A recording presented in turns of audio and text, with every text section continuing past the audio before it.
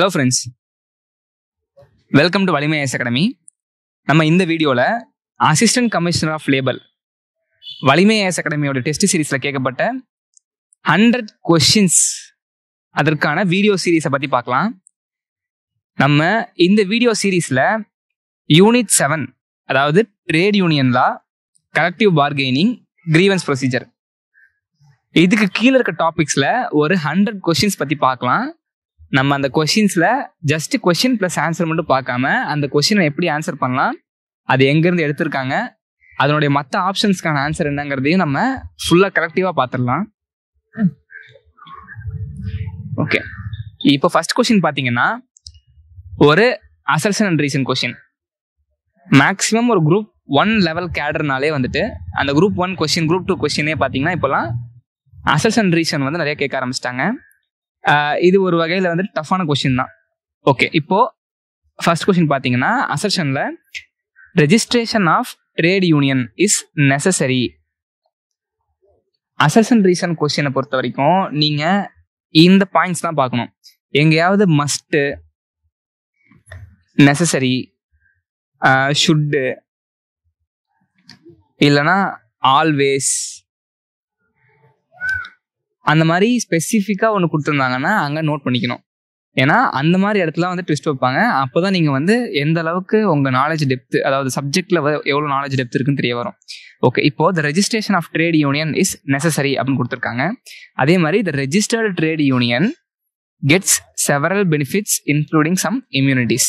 So அவங்களுக்கு சில பெனிஃபிட்ஸும் கிடைக்கும், இம்யூனிட்டிஸும் கிடைக்கும் கொடுத்துருக்காங்க. ஓகே, இப்போது இதுக்கு ஆன்சர் என்னன்னு பார்த்தீங்கன்னா, as per trade union act of 1926, அதாவது Indian trade union act of 1926, அதன்படி அதுல இருந்து அந்த கொஸ்டின் எடுத்திருக்காங்க. ஆக்சுவலா அதன்படி the registration of a trade union is actually not mandatory. எல்லா ட்ரேட் யூனியனையுமே வந்துட்டு ரெஜிஸ்டர் பண்ணணும்னு அவசியமே இல்லை. ஆனால் ரெஜிஸ்டர் பண்ணாங்கன்னா அப்படிங்கிற கொஸ்டின் இருக்கு. ரெஜிஸ்டர் பண்ணாங்கன்னா ரீசன் கரெக்ட், அதாவது the registered trade union gets several benefits including some immunities. ஓகேங்களா? அப்போ ஏ அப்படிங்கிறது ஃபால்ஸு, ஆர் அப்படிங்கிறது ட்ரூ. Answer D. ஓகே, இப்போ தமிழில் பார்க்கலாம்.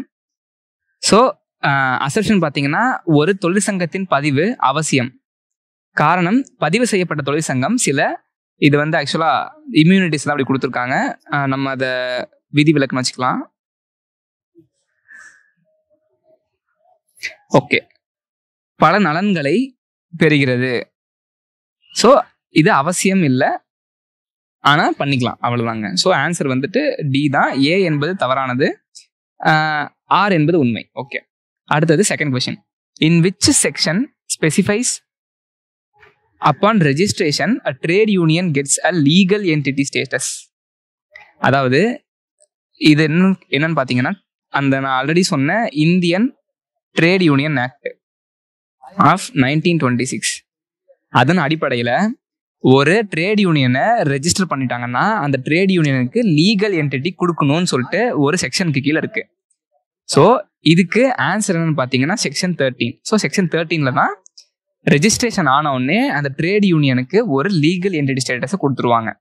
ஓகே, அப்போ செக்ஷன் 10 அப்படிங்கிறது என்ன அப்படின்னு பார்த்தீங்கன்னா, cancellation of trade union by registrar. அடுத்தது செக்ஷன் 11. செக்ஷன் 11 பொறுத்த வரைக்கும் appeal by the trade union. அதாவது ஒரு ட்ரேட் யூனியனுடைய ரெஜிஸ்ட்ரேஷனை ஒரு ரெஜிஸ்ட்ரார் ஏதோ சில காரணங்களுக்காக கேன்சல் பண்ணலாம். அப்படி கேன்சல் பண்ணிட்டாருன்னா இந்த ட்ரேட் யூனியன் ரெஜிஸ்ட்ராரை தாண்டி ஒரு கோர்ட்டுக்கு போயிட்டு அவங்க அப்பீல் பண்ணலாம். அதுதான் இந்த செக்ஷன் 11. அடுத்து செக்ஷன் 15. ட்ரேட் யூனியனை பொறுத்த வரைக்கும் அவங்க வந்து ஒரு ஜென்ரல் ஃபண்டுன்னு ஒன்று மெயின்டைன் பண்ணுவாங்க, பொது கணக்குன்னு சொல்லிட்டு மெயின்டைன் பண்ணுவாங்க. அந்த ஜென்ரல் ஃபண்டில் வந்து வரக்கூடிய அமௌண்ட்டை எந்தெந்த விஷயத்துக்கெல்லாம் யூஸ் பண்ணலாம், எந்தெந்த விஷயத்துக்கெல்லாம் யூஸ் பண்ணக்கூடாது அப்படிங்கிறத இது செக்ஷன் 15ல தெளிவாக கொடுத்துருப்பாங்க. இது எல்லாமே பார்த்தீங்கன்னா Indian trade union act of 1926ல கொடுத்துருக்காங்க. ஓகே, இப்போ அடுத்த கொஸ்டின் பார்க்கலாம். தேர்ட் கொஸ்டின் பார்த்தீங்கன்னா, as per trade union act, அதாவது 1926ல வந்த அந்த trade union act which is wrong statement about legal entity status of a trade union. அப்போ legal entity status of a trade union எங்க டீல் பண்ணியிருக்காங்கன்னு பார்த்தீங்கன்னா section 13 of Indian trade union act of 1926. இந்த கொஸ்டின்ல என்ன கேட்குறாங்கன்னா விச் இஸ் ராங் ஸ்டேட்மெண்ட் கேட்குறாங்க. So அதை கரெக்டாக மார்க் பண்ணிக்கோங்க. பிகாஸ் எக்ஸாமினேஷனை பொறுத்த வரைக்கும் ராங் ஆர் கரெக்ட் ஸ்டேட்மெண்ட்னு சொல்லிட்டு கொஸ்டின்ல கேட்டிருப்பாங்க. ஆனால் நீங்கள் வந்து அதை பெருசாக கவனிக்காம ஆப்ஷனை பார்த்த உடனே இதுதான் சரியா இருக்கு, இதுதான் தப்பா இருக்குன்னு சொல்லிட்டு ஃபர்ஸ்ட் ஆப்ஷனை பார்த்தோன்னே டிக் பண்ண போயிடுவீங்க. ஸோ கொஸ்டினை வந்து பர்ஃபெக்டாக ஃபர்ஸ்ட் ரீட் பண்ணிட்டு இந்த மாதிரி நீங்க கொஸ்டின் பேப்பர்ல லைட்டா மார்க் பண்ணி வச்சுக்கோங்க, தப்பு இல்லை. ஓகே, இப்போ ஃபர்ஸ்ட் ஆப்ஷன் பார்த்தீங்கன்னா it has a perpetual succession and a common, ஆக்சுவலா பார்த்தீங்கன்னா அது seal. Okay, it has a perpetual succession, அதாவது அவங்களுக்கு வந்துட்டு வாரிசு, அடுத்தடுத்து வாரிசு வந்துட்டு ஒரு மெம்பர் வந்து அந்த பிசினஸ் வந்து எக்ஸிட் ஆகுறாருன்னா அப்படின்னா கூட, இல்ல டெத் ஆயிட்டாருனா கூட, ரெஜிஸ்ட்ரேஷன்ல இருந்து வெளில போயிட்டாருனா கூட, அந்த அது அவருடைய லீகல் ஹையர் வந்துட்டு அடுத்தடுத்து அந்த பொசிஷனை வந்து ஹோல்டு பண்ணி ட்ரேட் யூனியனை வந்துட்டு லீகலா கொண்டு போகலாம். அதுதான் இந்த பெர்பெச்சுவல் சக்சஷன் சொல்லுவாங்க. அதாவது நிரந்தர வாரிசு அப்படிங்கிறது அந்த பெர்பெச்சுவல் சக்சஷன். அது அவங்களுக்கு காமன் சீல் இருக்கும். அடுத்தது they can acquire and hold a movable property but cannot hold a immovable property கொடுத்துருக்காங்க. ஆக்சுவலா இதுதான் wrong. they can acquire both movable and immovable properties.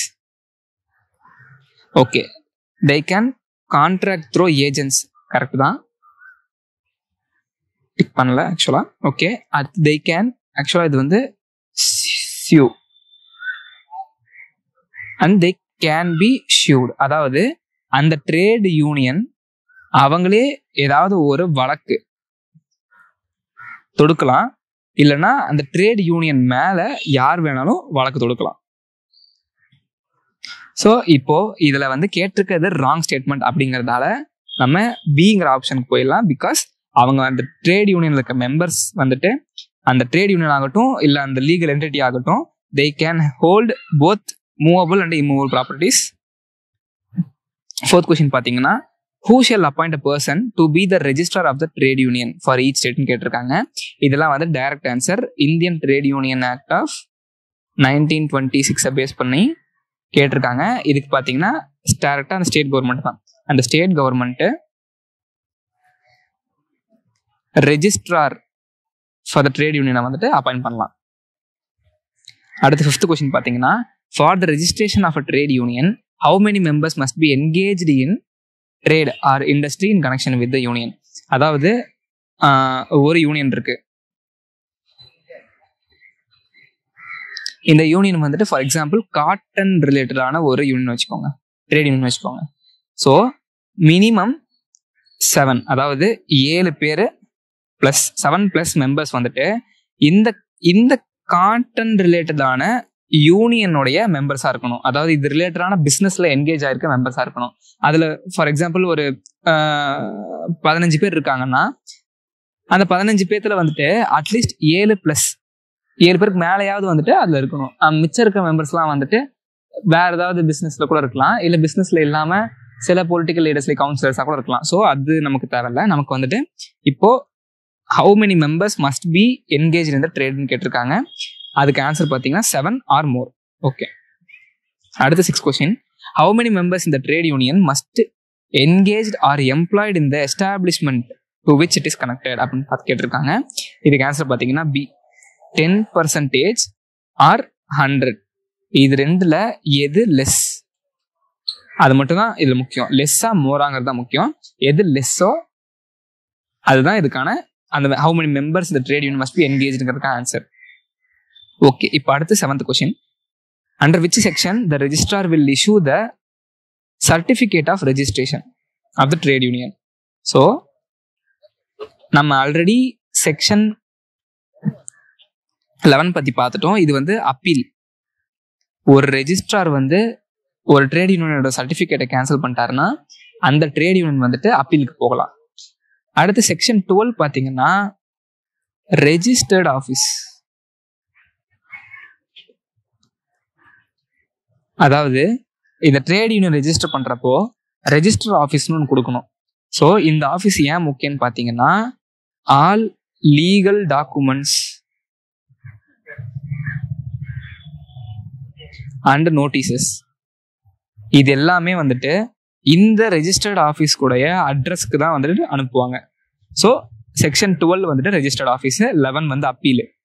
Section 10 பார்த்தீங்கன்னா cancellation of trade union by the registrar.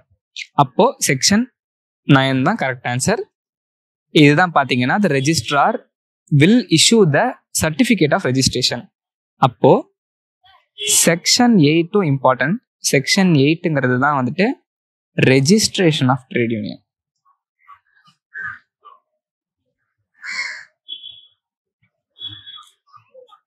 Okay, thank you.